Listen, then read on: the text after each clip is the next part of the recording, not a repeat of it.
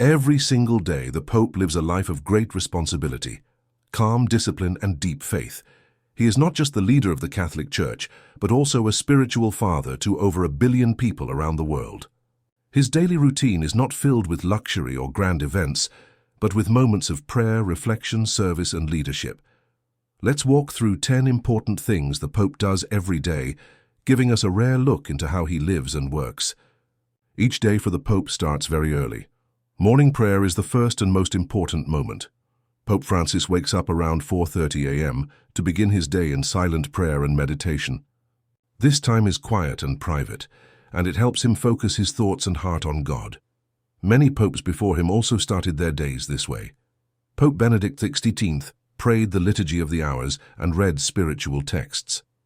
Pope John Paul II often knelt for long periods to pray for people all over the world. Even earlier popes like Leo XIII and Pius X began their mornings in silence with deep prayer. No matter the era, early morning prayer has always been the Pope's way of connecting with God before facing the world. After prayer comes the celebration of Mass. This is a sacred part of the Pope's daily life. Pope Francis usually celebrates a simple Mass in the chapel of the Casa Santa Marta, where he lives. The Mass is small and intimate, often attended by staff or guests, and he gives heartfelt homilies that are usually not written down. In contrast, Pope Benedict preferred a more traditional Mass, often in Latin, and rich in theological meaning. Pope John Paul II also celebrated Mass every morning, and it was central to his daily routine. Earlier popes followed strict, formal rituals in private chapels, but no matter the style, Mass remains a holy moment that shapes the Pope's entire day. After Mass, it's time for a humble breakfast. Despite their powerful position, most popes eat a simple morning meal. Pope Francis often has fruit, toast, and tea. His breakfast reflects his humble lifestyle. Pope Benedict liked German style, breakfasts with soft-boiled eggs, bread, and honey.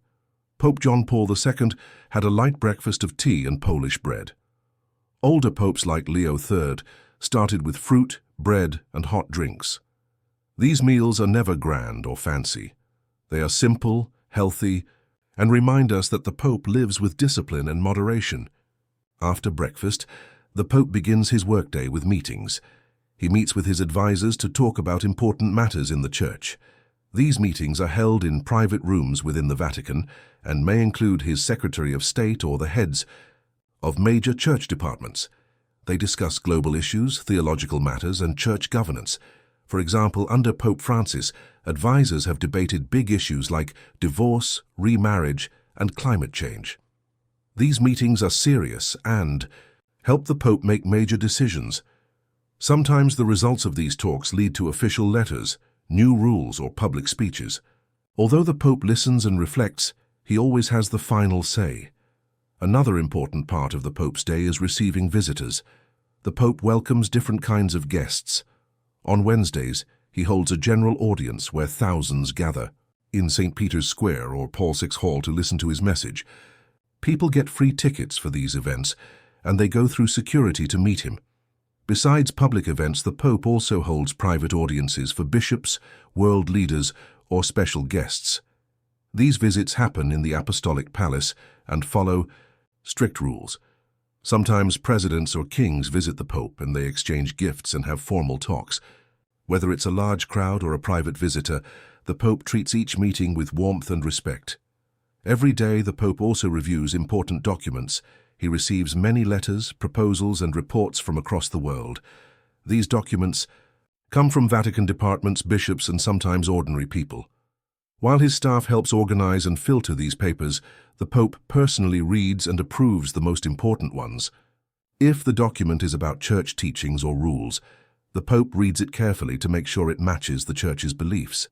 He can accept, reject, or ask for changes. Though he cannot read everything, he remains closely involved in the biggest decisions. Charity and outreach are also central to the Pope's day. Pope Francis especially puts a lot of focus on helping the poor and visiting those in need. He supports homeless shelters, clinics, and sends aid to crisis areas like Ukraine. He meets with refugees, prisoners, and sick people to comfort them and stand up for their dignity. Even during health struggles, He visits prisons, parishes, and hospitals in Rome. He also travels abroad on pastoral visits to promote peace, such as his trips to Mongolia and Uganda. These acts of love and kindness are part of his daily mission to care for all people, especially the forgotten. Around midday, the Pope has lunch. His meals are simple and usually include pasta, vegetables, or fish. He eats at the Vatican guest house with others, often sharing a table with priests or staff. Sometimes he invites guests like poor families or special visitors to join him. He does not enjoy fancy food or rich desserts. Instead, he prefers meals that are healthy and suitable for his age. Though he is from Argentina, he rarely eats traditional foods like empanadas, choosing instead to keep things light. Past popes had different tastes. Pope John Paul II liked Polish food, while Pope Benedict enjoyed Bavarian dishes, but they all ate with simplicity. After lunch, the Pope takes a short rest. This quiet time helps him regain energy for the rest of the day. Pope Francis usually naps for about 40 minutes.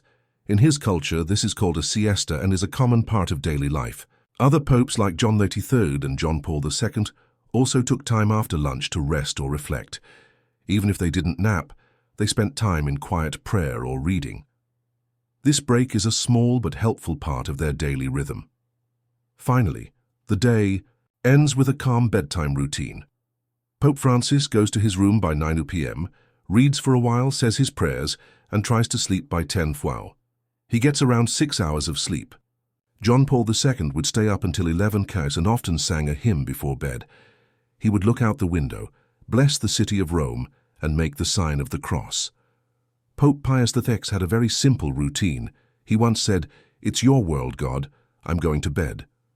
These final moments remind us that even the Pope, with all his power, ends the day in peace, putting his trust in God. The Pope's daily routine is full of devotion, discipline, and love. From prayer at dawn to his final blessing before sleep, every moment shows his deep commitment to God and the people he serves.